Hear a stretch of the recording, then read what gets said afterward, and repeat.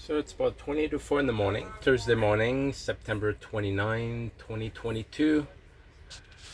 So we are at Category 1, Hurricane Ian, going through.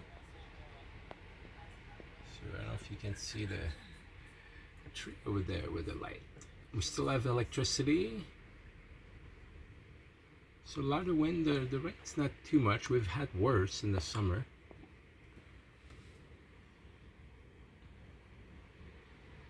But yeah.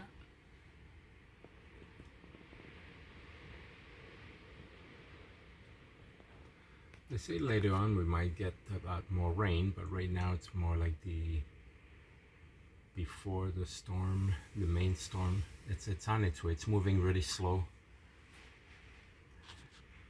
They say it should be like above us right now, but like I said, it's not too bad. I'm filming from inside the motorhome. Didn't want to go outside, get wet. So it's about 20 to 4, Thursday morning.